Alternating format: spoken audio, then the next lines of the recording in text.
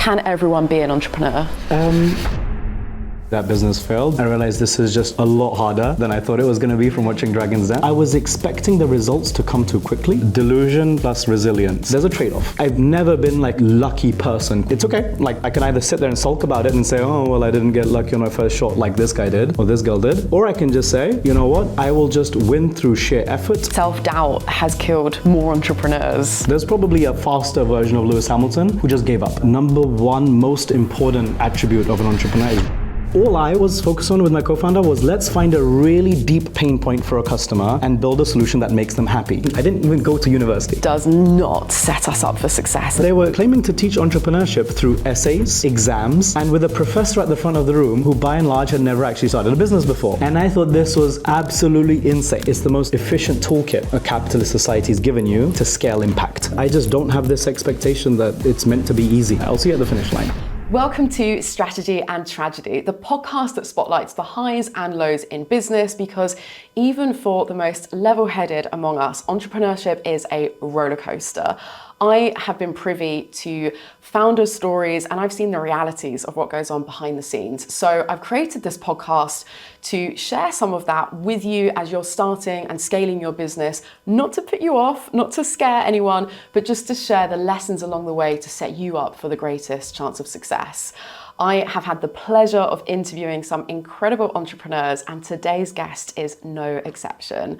I am joined by Ranbir Arora, the co-founder and CEO of edtech scale-up post-Series A OneDay. Ranbir, welcome to the show. Lovely to be here, Stephanie. What an introduction. It is a pleasure to have you.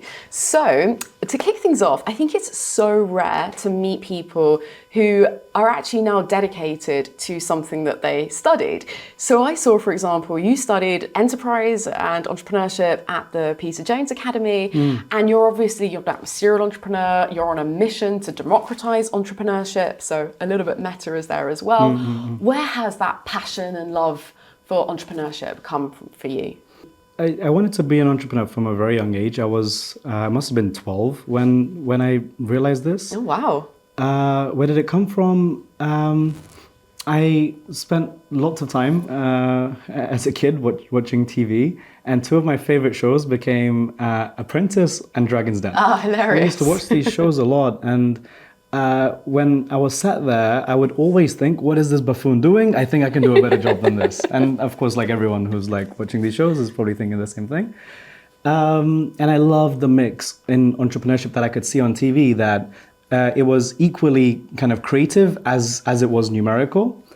And secondly, the amount of passion the entrepreneurs had when they came to pitch their business on Dragon's Den, after seeing how excited they were, like living their life building an actual product or a service, and when I'd go back to school and my teachers were talking about what desk job I could get when I'm older, I just started feeling like it was like apples and oranges, and I wanted to be one of those people that was living a really passionate life, doing something or building something they really cared about, solving a problem they really cared about. And as I would watch these shows, I started getting more and more intrigued about maybe I can do that. Here's how I would run that type of business. And eventually, when I turned 16, I tried to find education for it. My friends were finding their universities to go to become doctors, lawyers, engineers. I tried finding which university I should go to become an entrepreneur, and couldn't really find one. Back then, Peter Jones had just set up this school for entrepreneurship. It was a 1-year course, equivalent of an A-level, actually, not of a degree. I went and did this. Actually, didn't enjoy it that much. And after that, just decided, okay, I'm going to have to teach myself by actually starting businesses. Well, that was actually what I was going to ask you, is why you felt the need to be trained, to have that education on entrepreneurship instead of just going at it for yourself, which obviously you did 12 months later. I think it's really interesting also that you had that first-hand experience as a student at a school for entrepreneurs, given what you've now built with OneDay. So we'll get on to that. So what were some of your earlier businesses as we start warming up to OneDay? Because I know you're a serial entrepreneur, you've had a few ventures. So where did you go kind of post 16? So a few things happened. First of all, when I was 16, I was walking down a mall and I saw these women sat in this kind of sat in these chairs inside of a mall at like 10 a.m. on a Saturday. And what they were having something done to their face. And I looked in closer and eventually learned that there was an esthetician threading their eyebrows. And I thought, okay, this is really strange. They're coming here 10 a.m. on a Saturday to get their eyebrows threaded. Why hasn't someone built a device that helps them do this at home instead, like a tool? So I actually went out to try to build this tool. Didn't know how to build it myself, so it took me a while, but I eventually found an agency that was willing to do it for me, or like a co-founder that was willing to do it for me in exchange for equity in the business. Managed to get orders from John Lewis to get this in their department store. Eventually that business failed because we couldn't actually make the device in a manufacturing level scale. It was just too hard to do. So hardware was really expensive and difficult to do, especially when I was 16 and had no money. There were other businesses I tried. One was a software business, an app that would make it easier for you to arrange your social life with your friends. And after trying 3 or 4 businesses across 3 years, between the ages of 16 and 19, wow. I realized this is just a lot harder than I thought it was going to be from watching Dragon's Den. Yeah, who knew? Who knew, right? Hence the show, guys. Thanks for listening. This is not Dragon's Den. This is the warts and all realities of entrepreneurship. Yeah. Quick one, this is future Steph coming to you from beyond. If you're enjoying this episode, then you can probably guess what I want you to do. Please do me one tiny favor that costs you nothing and takes a second of your time. Hit that subscribe button. It really helps to support the show, and I'm really grateful for you listening. Let's get back into it.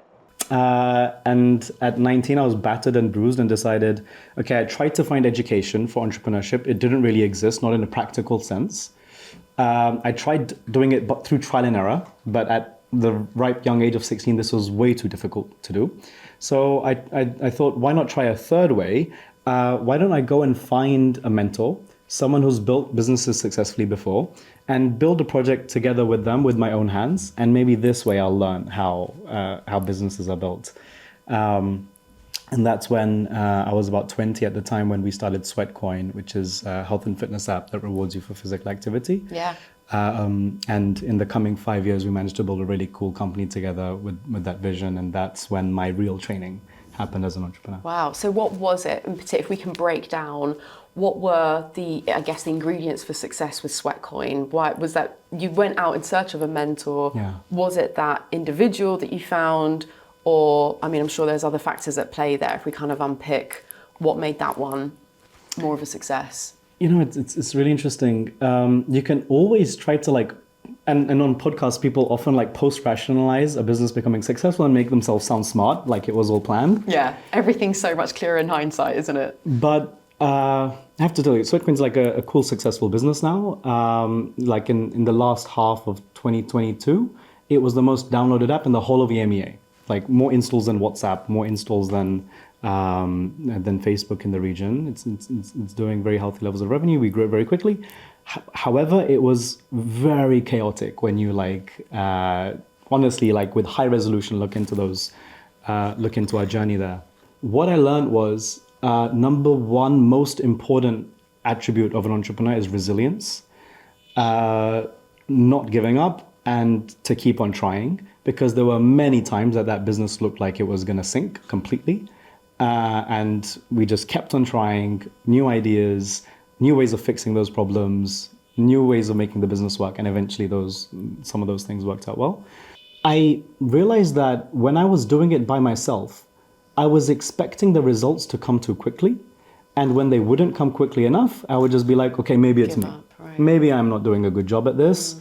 I need to go and try and do something else. Or eventually I decided I need to go and find someone to teach me altogether.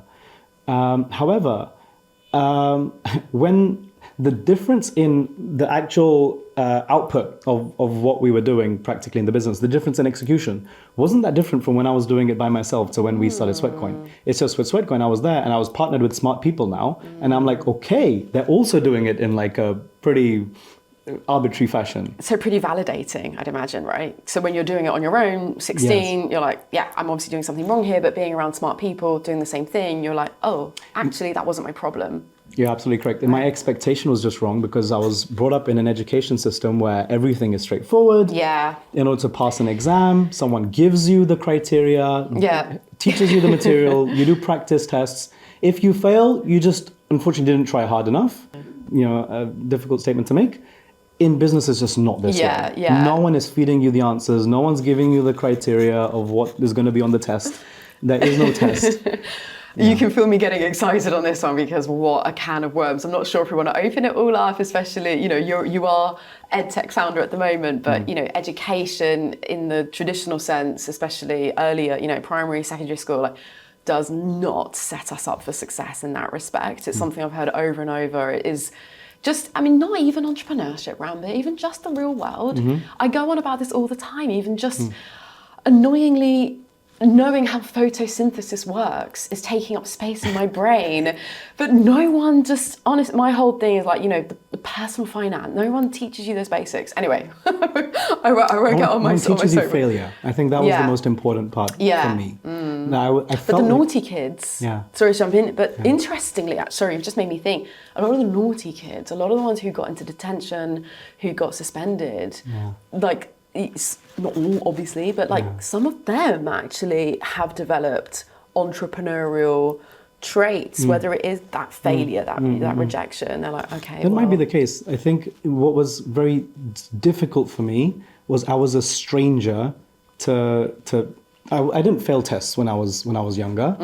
So when strangers to failure. When I got into entrepreneurship, and it's just full of failure. You're failing like 99% of the time, right? It feels horrible. You go from failing almost no exams, or like maybe you failed one exam a year. I failed maybe one exam a year, if that. But in entrepreneurship, you're failing like 99% of the day. And then maybe if you're lucky, once a week, you get like a good win. I love so much that you brought this up, Ranbir, because this resonates so deeply. I'm quintessential good girl. I always got like straight grades, like good grades, teacher's pet, like no cause for concern, you know, to my parents or anything, but all of those successes, all of those achievements have actually gone completely against me in the kind of adult entrepreneurial world.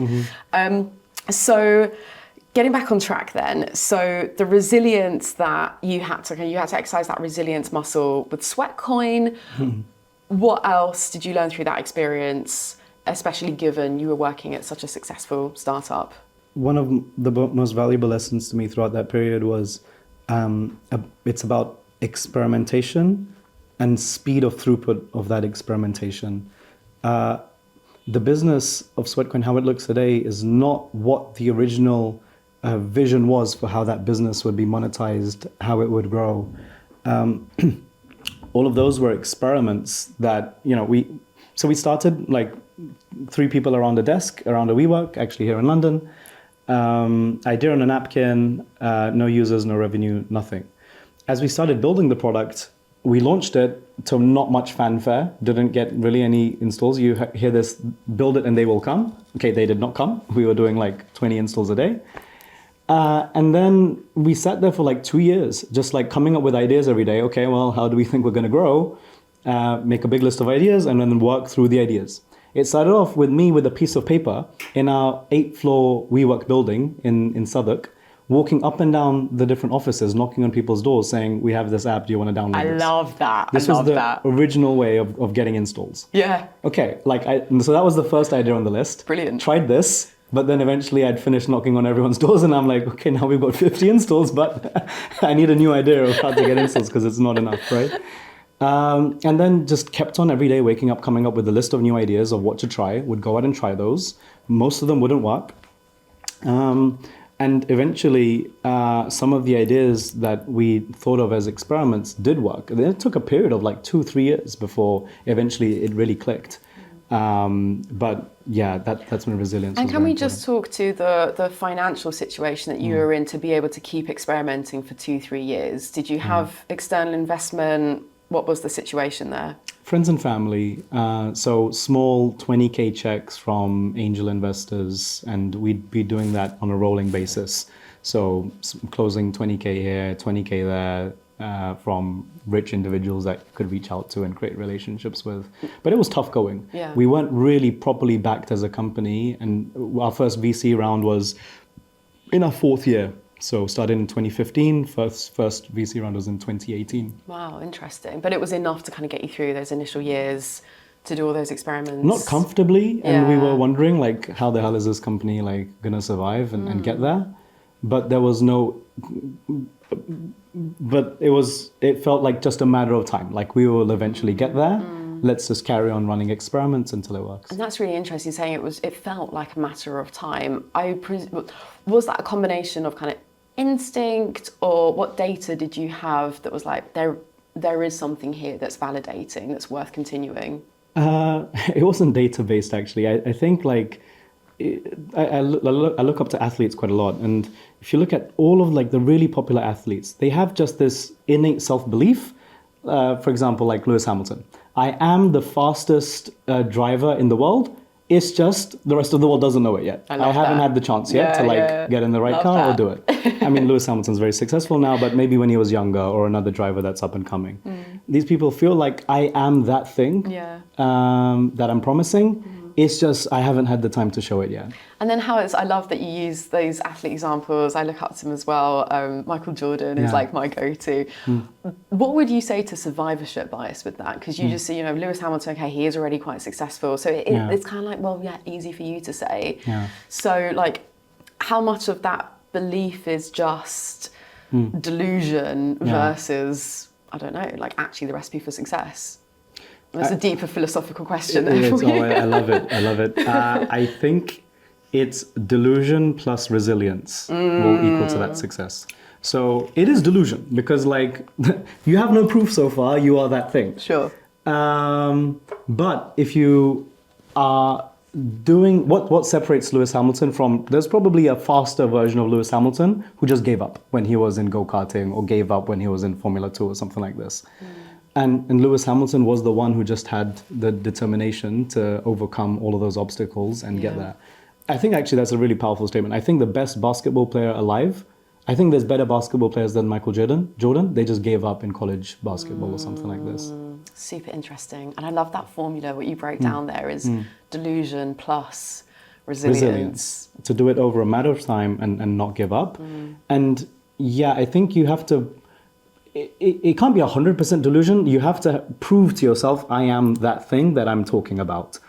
And there must be signs in your life that when you try really hard at something, you can be exceptional at it. And I'd felt that in earlier stages of my life. So it was, a lot of it was delusion. We hadn't seen any results to tell us that this was going to be a very big company. But as we kept on being resilient across the next few years, you would see signs here and there that, okay, this thing, someone would write a really strong article about us on like Business Insider or something. And we're like, yes, I told you I was good at this. It's that little boost that you need to keep going, so you're not completely delusional, just kind of a healthy injection of that. Ranbir, that makes complete sense. It's really interesting. I guess self-doubt has killed more entrepreneurs than anything else, right? I absolutely agree. Really interesting. I just think there's a lot to take away. I just like reflecting on that statement. I think for listeners to just sit with that, like delusion plus resilience. That's all. Can I add on to this? Yeah. What's really interesting to me is it's also not the case that Lewis Hamilton doesn't ever have self-doubt, or Michael Jordan didn't have self-doubt. All of these athletes that I really look up to, when I research them like very deeply to understand, is there a difference between me and them? Am I just delusional, or like, is there something that separates us mentally? And interestingly enough, every single one of those big athletes, Michael Schumacher, Lewis Hamilton, Michael Jordan, they all had points in their career when they questioned themselves, am I really this thing? Lewis Hamilton, when he was in Formula 2, he crashed out on a big race weekend for him that he really needed to win. He didn't have the money to go to the next Formula up, so he needed sponsors. He crashed out of that race, and I read a post about him where he says he was sat outside of his house with his dad in front of the garage, and they both looked at each other after that race and just really questioned, like, do I have it? Am I really like even capable of being a Formula 1 race driver? And that makes me feel like if the best of all time has that self-doubt, okay, I have the license to like have it as well. It's not that they're made from, apples and we're made from oranges. They have that self-doubt as well. We just don't hear about it. Yeah. So if like I have self-doubt, or like any of the listeners have self-doubt, or you have self-doubt, it's okay. It doesn't mean that you're not made for that thing. It was that the part we're missing is, okay, the resilience part, the second part of that. Is then, do you pick yourself back up afterwards? Do you just keep at it?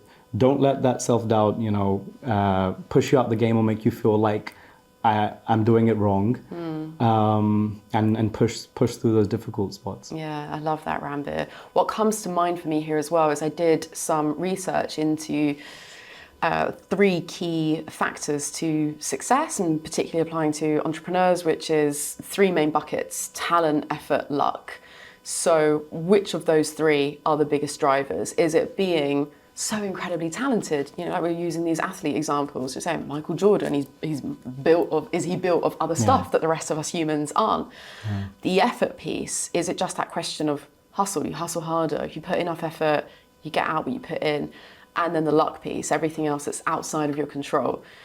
So it was apparently, do you want to take a guess out of those 3, which is the biggest? My question would be, over what time scale is it? Are we talking about success across 40 years, or are we talking about success like in your 20s? Yeah. Because for me, it would be a different answer depending on those 2. Interesting. Yeah, I don't have the answer to that. I'll do some deeper digging. But apparently this is really coming from like Daniel Kahneman, behavioral economists. Luck is the biggest factor, but the good news is that the harder that you do work and the more effort that you do put in, the luckier you get, in air quotes. And I am very cognizant of the whole privilege piece as well, which I want to talk about a little bit more. But essentially, this is just connecting to your points, especially again coming back to resilience plus delusion. It's almost that, I would say, that's kind of step 0. That's like day 0. Like that's the fundamental to then be able to keep going and play as many cards as you get dealt to increase your chances of luck. Yeah. And this is all very formulaic, isn't it? But it's just so interesting to unpack. I also like thinking about it in that way. My personal representation of that is, so a big portion of entrepreneurship is just, what are you building? The second part is your execution on that. But there is just a clear kind of dominant part of, what are you building? Is it something that users actually want? When you first start out, or like your first bat of entrepreneurship, it's really hard to be strategic about this. And we talk lots about this at OneDay, but if you're like a generic entrepreneur and you don't have like a mentor to help you or guide you through it, who understands this really deeply, it's very hard to be strategic about it. And I'd say a lot of people who start very big businesses in their 20s and in their first shot end up making it happen. They ended up just starting the right thing, not out of strategy, but they just ended up... I don't want to take away kind of success that someone else has, because it was that plus a lot of effort that they put in. But were they more strategic than someone else to land on an idea that worked? In most cases, I don't think so. They just ended up having an idea that kind of worked. Now, however, if we expand that time horizon, not just in your 20s and your first bat, but for people who've had 3, 4, 5, 6 at-bats, then I think the conversation is now solely on effort. And the way I look at life is, I've never been like a lucky person, quote unquote. Anything that I've achieved never came to me quickly. And it's okay. Like, I can either sit there and sulk about it and say, oh, well, I didn't get lucky on my first shot like this guy did, or this girl did. Or I can just say, you know what? I will just win through sheer effort and number of iterations, and I'm playing for the long game. I'm playing across 20, 30 years. I don't care if it didn't work for me the first time around, like it didn't when I was 16, 17, 20. I will carry on learning, iterating, and I will do it through sheer effort and volume of at-bats. Exactly, yeah, that makes complete sense. So on the subject of luck, this is a perfect segue that you've handed on the platter here to me. Fast forwarding to 2020, bad luck here coming into play. You started OneDay in that famous year. Was this just before the pandemic? It was right as the pandemic was happening, is when we launched. So this is where, again, the luck, the external factors coming to play here, that must have been a punch in the face.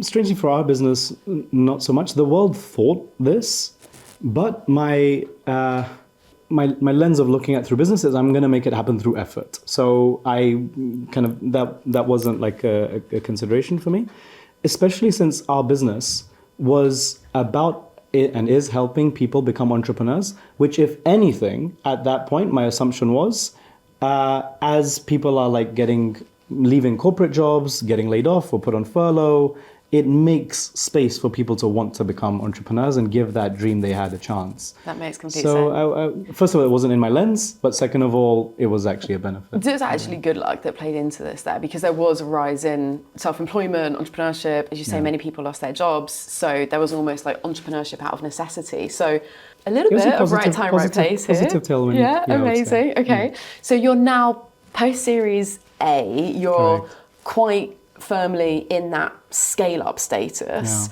What are the biggest differences that you've observed going from scrappy startup co-founder, was it just you and one other at the beginning? At the start, yeah. And now, much bigger team, processes, systems, it's a whole other beast. Yeah. What are, for anyone that's at kind of that seed stage, or maybe they've just got an idea, what are the biggest kind of differences that you've noticed between the two stages?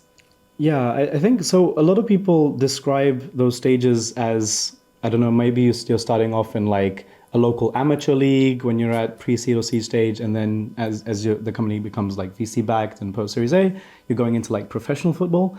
I actually think of a completely different lens, which is they're different sports altogether. When you're at, let's say, a pre-seed stage or a seed stage and you're trying to find product market fit, the skills you need and the daily activities you're doing, let's say it's more akin to playing football. And then once you've started scaling up, you're having to build organizations, build structure, hire the right people, train them correctly, expand the business. And that's more akin to, let's say, playing basketball. They're just two different sports, two completely different activities. And often actually it's the case that there's some founders that really enjoy one or the other. And they might be a founder who's really kind of loves the early days and the early hustle, but as soon as it starts becoming more about organizational scaling, it's a different sport and they just might not enjoy that sport. And which camp are you leaning more towards? I, when I was growing up, really enjoyed a big variety of sports. And I'm a person who enjoys variety. Like if I'm doing the same thing too often, I get really bored. So I quite like the journey. Now I've done it like 2 times, one with Sweatcoin and then once with OneDay, having that difference of in early days, you're kind of talking to customers yourself to try and figure out where their pain points are, trying to offer different solutions to them to see which ones they like more. And that's it. That's the name of the game in this pre-seed and seed stage, to find a fit with a problem area and with the solution that you can offer to that user. And then as you're starting to scale up, you have to now make that solution scalable, make the business model work, figure out how to deliver that product efficiently as you scale it, which is a different activity, but I like kind of that process of learning new skill sets and growing myself as a CEO. And post this phase, it will be about, as we start moving into Series B territory, it will be about expanding the business into new verticals that we weren't in before, taking the business international, and those are completely new skill sets that I'm looking exciting. And so you're just kind of variety is the spice of life, getting stuck into all of it. I love that. One other question that I must ask you while we're on this kind of phase of the scale-up status that you're at is how you have cultivated genuinely such a brilliant culture at OneDay. So again, this is coming from the perspective of someone who knows what a great culture this is. I also have amassed a vast array of data points, myself throughout my experience, and it's hard. It's a really tricky challenge to maintain that intangible but still incredibly important culture as you're scaling the business. So as I say, I've never observed a company that is so just such great vibes. Like there's zero, absolutely zero like politics or games or egos. And that's rare. That's very rare to come by. So congratulations on that front as well, Ranbir. How have you done that? Yeah, it's an interesting question.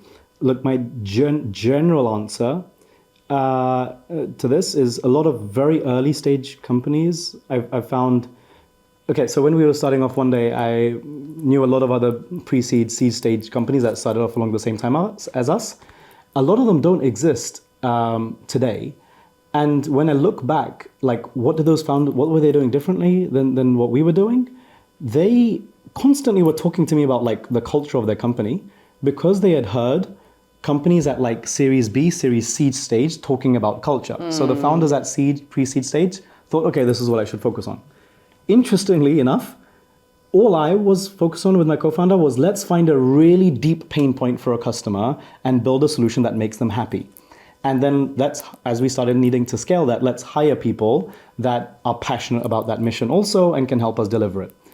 Interestingly, for you to know, that is what has built our culture, not by me like sat there like brainstorming how to improve culture or like Putting words on a wall, writing values, words yeah. and values and all, which I think does become important as you scale. You know, we're almost at 100 people now in terms of employee count. I think it probably still isn't at that stage. I think we'll get there in about 6-7 months when that style of building culture becomes really important. But I think that the most important part, if we've done anything right on culture so far, which I'm taking your review well for, is solve a really deep pain point that is genuinely a big problem in our users' life and hire people who really care about that pain point also. So when they come into work every day, and when we survey our employees about what are they happy about at OneDay and what are they not happy about, the number one most powerful thing everyone reported, this was unanimous across the board,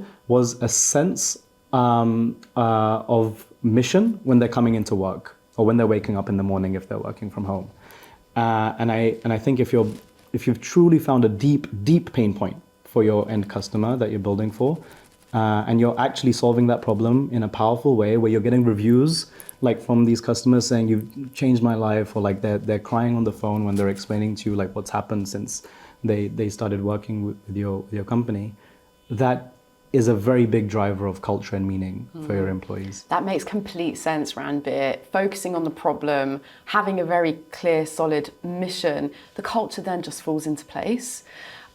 So I think we've got straight into it because obviously I'm aware of OneDay, I understand what the business is, but if we break it down a little bit, because I want to then, I've mentioned democratizing entrepreneurship essentially in 2 words. But if you can kind of explain a little bit what OneDay actually is, and then I'd love to get your thoughts on entrepreneurship for the masses. Yeah, absolutely. So what is OneDay and why does it exist? So as you remember from my story, I was 16 and I was looking for, my friends were finding their ways of becoming doctors, lawyers, engineers, and I tried looking for what is my way of becoming an entrepreneur. And I looked on all of these universities' websites to find how are they teaching entrepreneurship, because a lot of them had entrepreneurship courses, but they were claiming to teach entrepreneurship through essays, exams, and with a professor at the front of the room who by and large had never actually started a business before.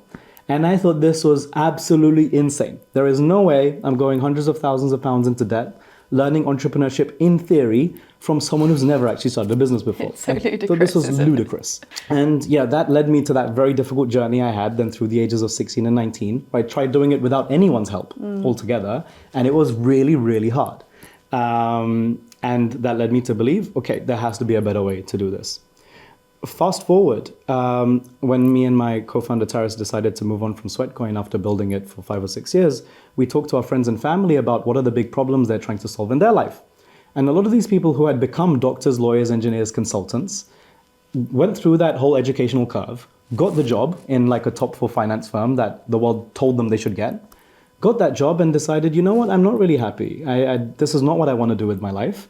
And when we asked them, what do you want to do with your life? It turned out they wanted to one day run their own restaurant chain. They wanted to create a line of their own beauty, their cosmetics products.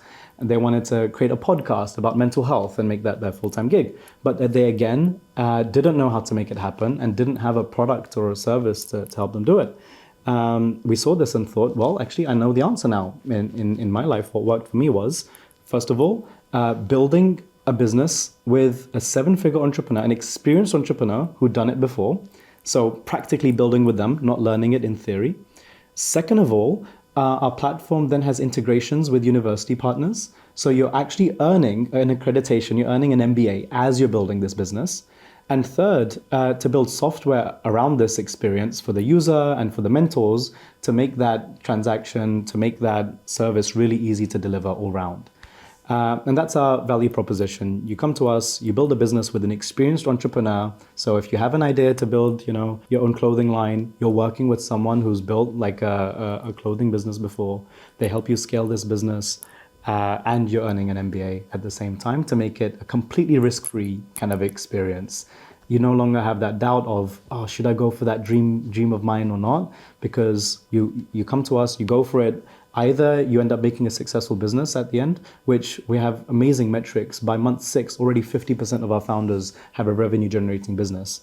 And you always have this safety net you're building at the same time of an MBA, which is going to improve your earnings either way. Yeah, fantastic. Congratulations, Ranbir. It's a wonderful value proposition. It's one of those things that's so kind of simply geniusly simple.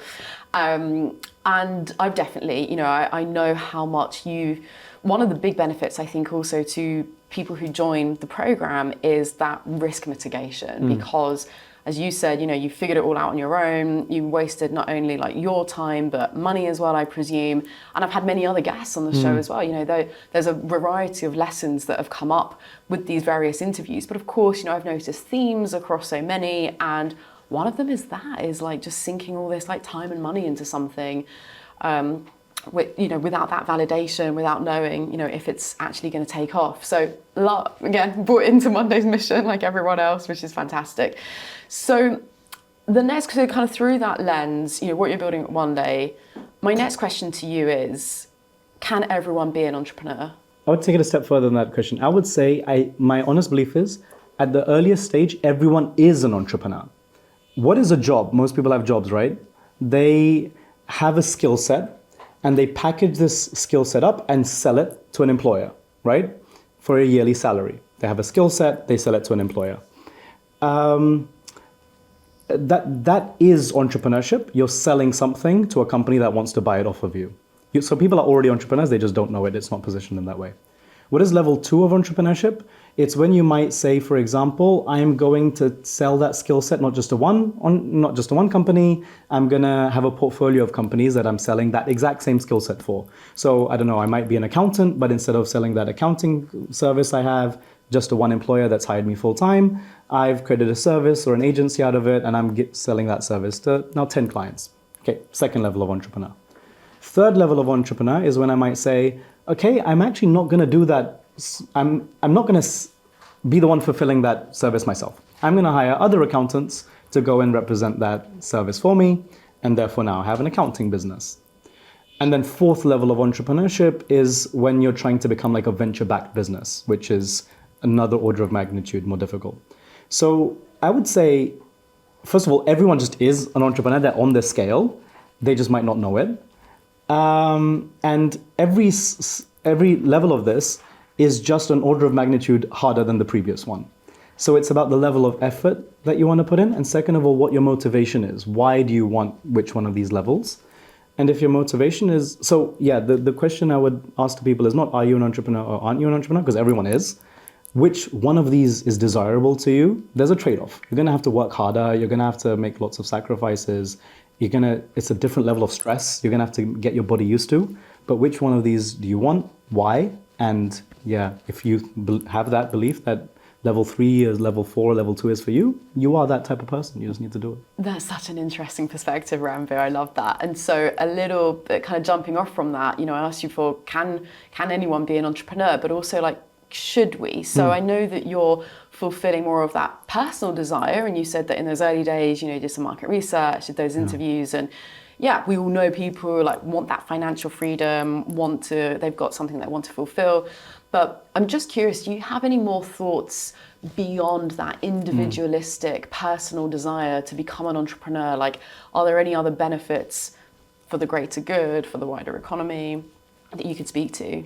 Yeah, it's an interesting question. I mean, on the economy side, it's clear. A big portion of our economy is driven by people starting new businesses.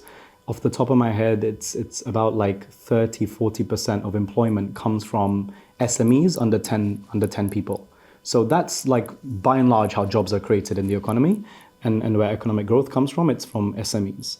So if you can increase the amount of SMEs that there are in the world or in a country, you will be able to drive that economy forward. On side of how is it good for the world. The lens of entrepreneurship I love the most is when someone isn't just in it to try and make money. Actually, what's driving them is to find a problem that they really deeply care about, and to build a product or a service that goes and solves that problem. And countless solutions that you can look at in the world that ended up solving big problems in people's lives came from people attacking it in that sense, and they just made a business as a side effect of it. They were just trying to, it's the most efficient toolkit a capitalist society has given you to scale impact, right? What I think it's for people who feel passionately about global warming, for example, or sustainability, you can either go around the politics angle, which is very, very difficult for one person to make any scaled impact, or you can go and start a business around it. And I think that's a much more likely avenue of making impact there. I love that, Ranbir. I'm just going to underscore a key phrase there. It's the most efficient toolkit for impact. Final traditional closing question is, what is one particular tragedy that has taught you an unforgettable lesson? Interesting question. I'll answer the question, but if you don't mind, I'd like to change the word. It is really important to me in my life, no matter what happens, to never feel like I am not in the driver's seat of life, and never to feel like a victim. So I would never call anything in my life a tragedy. I just won't allow myself to name it as that, because I don't want to be allowed to label myself as a victim of something. Stuff is happening on the road as I'm driving, and there's like issues coming in my way, which they do, and I need to like drive around them. That's it. Nothing is ever happening to me. I am the driver of the car, and stuff is happening around it. I need to decide what to do about that. So that's a slight alteration to like your question, if that's okay with you. My family are immigrants. We came to this country when I was 5 years old. So my life was like really not easy. I always looked different to everyone in my school. That wasn't easy. We moved houses a lot when I was a kid. I experienced bullying at different points in my life. We were financially like very poor when I was growing up, so couldn't like afford to buy a lot of stuff. Everything like always came very difficult for me when I was through most of my life. That felt difficult when I was younger, and I would see like, why me? Like, why is it easier for like other people?